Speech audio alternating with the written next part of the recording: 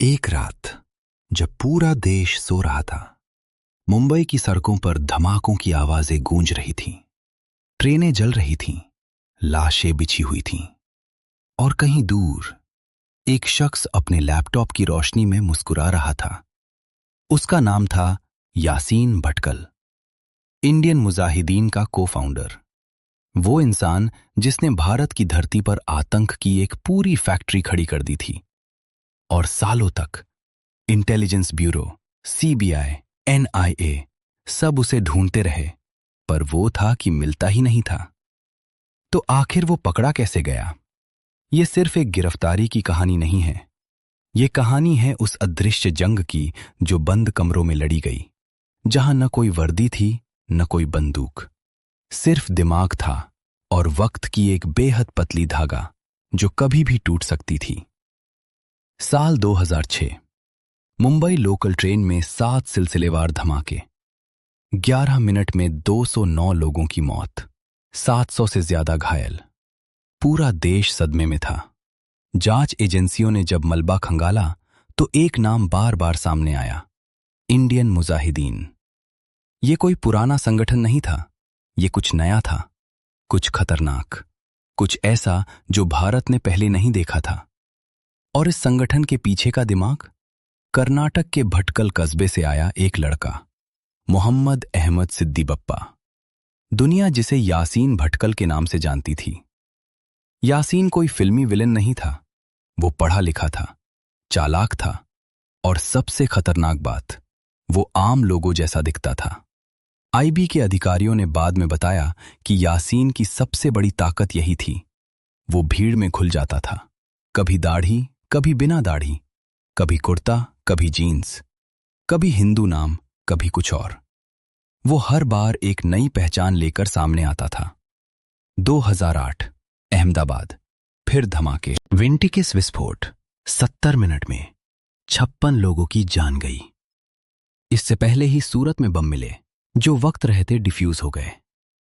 उसी साल दिल्ली में भी धमाके हुए, कनॉट प्लेस, ग्रेटर कैलाश, करोल बाग। हर बार एक ईमेल आता था, इंडियन मुजाहिदीन के नाम से। हर बार चेतावनी पहले मिलती थी, पर इतनी देर से कि रोका नहीं जा सकता था। ये एक मनोवैज्ञानिक खेल था, दहशत फैलाने का, और यासीन इसका माहिर खिलाड़ी था। आईबी का एक अफसर, जिनका नाम आज भी सार्वजनिक नहीं है, उन्होंने तब एक बात कही थी अपनी टीम से, और यहीं से शुरू हुआ वो ऑपरेशन जिसके बारे में आज भी सरकारी फाइलों में बहुत कम लिखा है। आईबी यानी इंटेलिजेंस ब्यूरो, भारत की सबसे पुरानी और सबसे गुप्त खुफिया एजेंसी। रॉ जहां विदेश में काम करती है, आईबी का मैदान होता है देश के भीतर।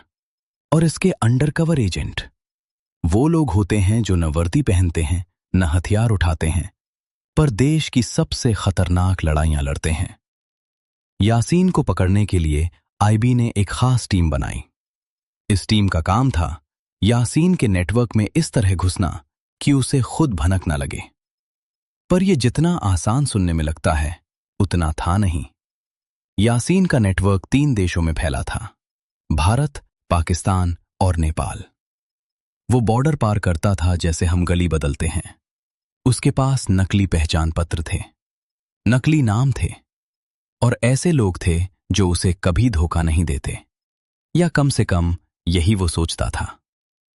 आईबी की टीम ने पहला काम किया, यासीन के पुराने साथियों की मैपिंग। कौन उससे कब मिला, कहां मिला, किस नाम से मिला। महीनों की मेहनत के बाद एक धागा मिला, यासीन के एक करीबी का एक फोन नंबर। वो नंबर जो उसने किसी को नहीं दिया था, पर एक गलती में एक जगह इस्तेमाल हो गया था। बस यही एक गलती काफी थी। अब टीम उस नंबर को ट्रेस करने लगी, पर यासीन तकनीकी रूप से भी होशियार था। वो सिम बदलता था, लोकेशन बदलता था, कभी नेपाल, कभी बिहार, कभी कहीं और।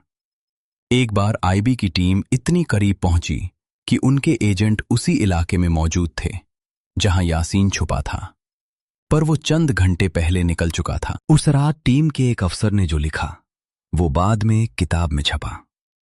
उन्होंने लिखा, ऐसा लगा जैसे हम उसकी परछाई पकड़ने की कोशिश कर रहे हैं। पर परछाइयां भी कभी कभी गलती करती हैं। 2012 और 2013 के बीच यासीन का नेटवर्क टूटने लगा था। एक एक करके उसके साथी पकड़े जा रहे थे।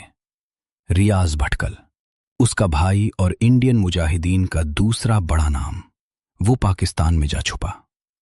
पर यासीन अभी भी आजाद था।